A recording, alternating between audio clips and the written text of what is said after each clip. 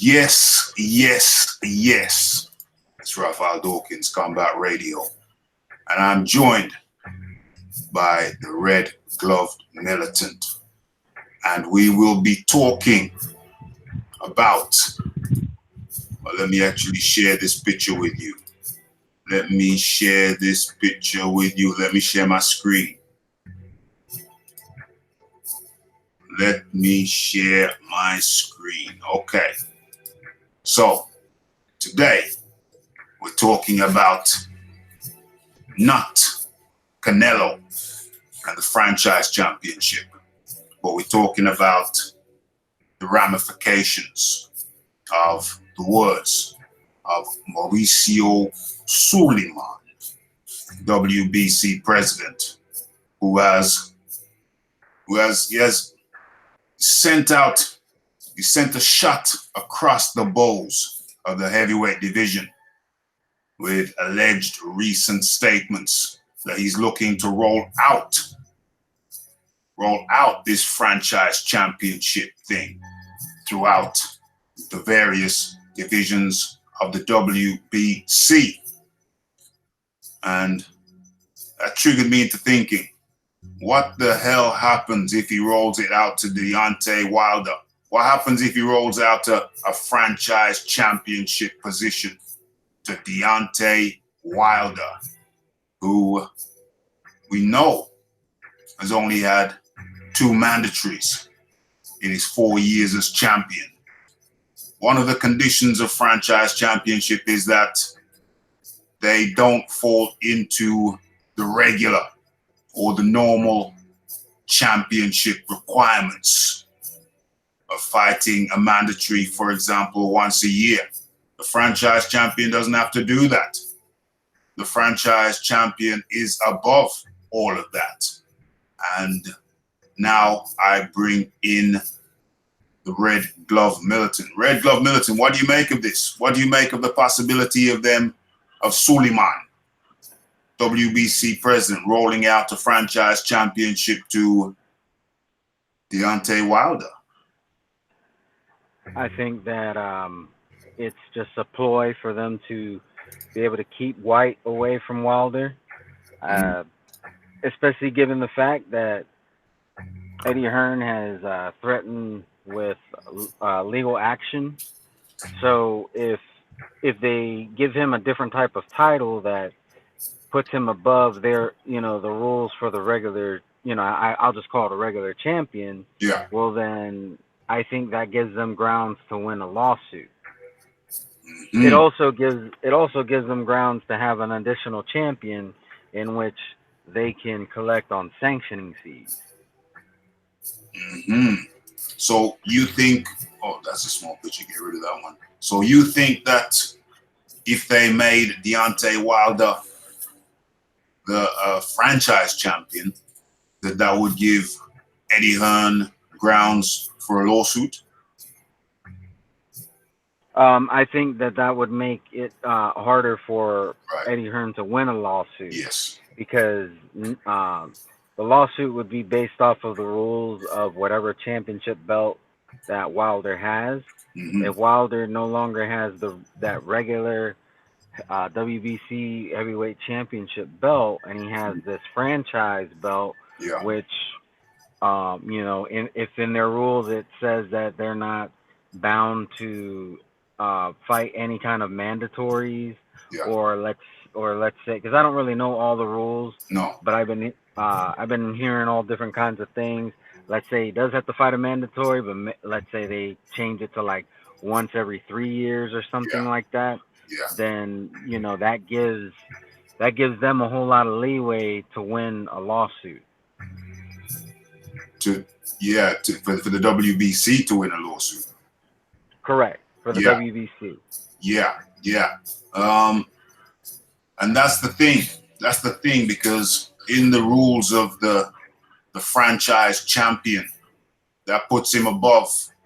It doesn't. I don't know if it says anything specifically about mandatory requirements, but it puts him above the standard champion, where a standard champion is obliged to fight a number of lineals a number of mandatories, one mandatory a year or so. As a franchise champ, you're not held to that standard. You're not bound by that regulation. So, as you quite correctly say, if this franchise championship position were rolled out to Deontay Wilder, he would be pretty much immune to the normal rules and regulations and requirements. So, for example, a good example you make is Dillian White. In Dillian White's case, he wouldn't be obliged to fight him as a number one contender.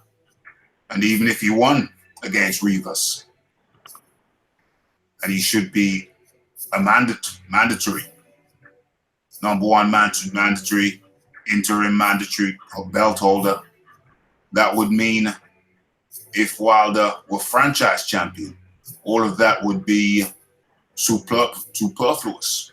It wouldn't matter. It would be of no consequence, irrelevant. So that's a scary, scary thought.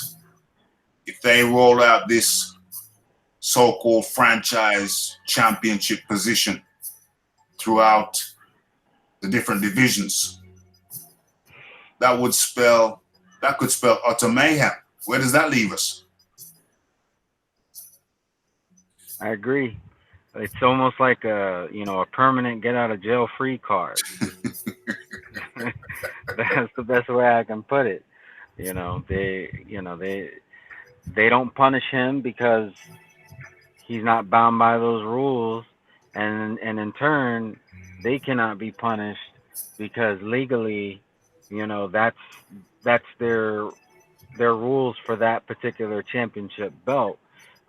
If it hasn't been rolled out yet, Eddie Hearn may want to go ahead and get the ball rolling, because if he starts the litigation before they make him franchise champion, it would. I don't think it would matter if he was changed to the franchise champion, because then that litigation will go as per the rules as of the start. The starting of that rules as they were. Yeah. So Absolutely. that may be something that, if he has any chance of winning a legal dispute on this, I think his best chances are to go ahead and get that process started now.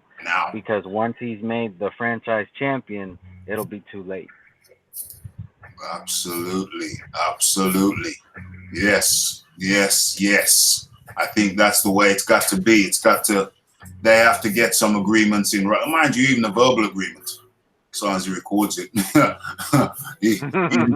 even a verbal agreement might hold some weight, so long as there are official witnesses. And obviously he has to bring his people in. But obviously a written agreement is going to be the more solid option. Eddie Hearn has a responsibility now to get some emails going, get some communication going. I'm sure he's already communicating with them, but he has to keep that communication in writing. He has to get written agreements regarding the position of Dillian White. Has to get some dates, even a window, from this date to that date. This fight will take place from this date to that date. So that is how it is going to have to be. They're going to have to get it in writing. They're going to have to get this thing in writing. They have to get some written agreements. Should Dillian White win his bout with Oscar Rivas, they have to have some agreement about when that fight with Deontay Wilder will take place. I think we pretty much covered it. Your final words on this franchise championship development, Red Gov Militant. Yes, my final thoughts is that I think this just really proves that the WbC is going to do whatever they deem is the most convenient for them, even if it means that they're going to create, some kind of hoopla belt, and I really have very little respect for the WBC. The only reason why I have any respect for them at all is just purely because of the history that is there. You can't undo history. But as for the current state of the WBC, I don't really care for them. I don't see them as the most prestigious belt. I don't see them as the most prestigious organization. Even when it comes to the clean boxing program, when Canelo tested dirty, they only gave him 6 months.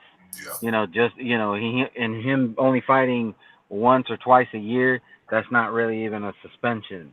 No. So given those details and what they're trying to do now, I have no respect for the WBC in their current state.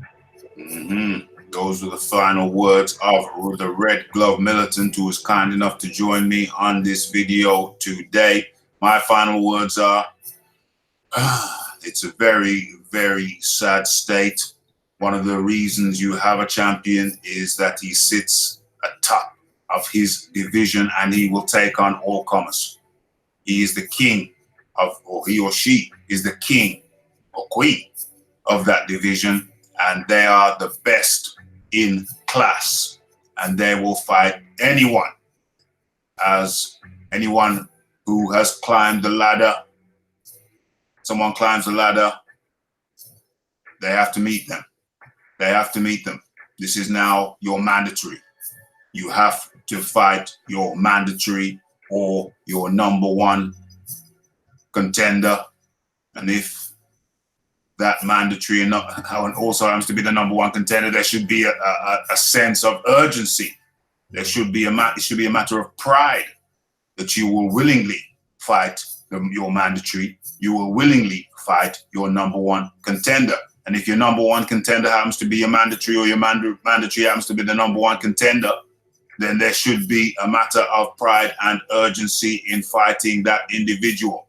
That individual for Deontay Wilder is Dillian Whyte. What's the delay? I hope they don't roll out this mandatory nonsense or this franchise nonsense to Deontay Wilder. I think Canelo is bad enough with Canelo, but if Wilder gets that privilege, it could spell a very, very bad time in the history of the WbC belt, which has already been tarnished in recent times, not just by Canelo, but by having a heavyweight holder who seemed highly reluctant to fight his top contenders. This is Raphael Dawkins alongside Red Glove Militant. Hit that like button. Hit that bell icon for myself and Red Glove. Like, comment, share, and subscribe. And we are out.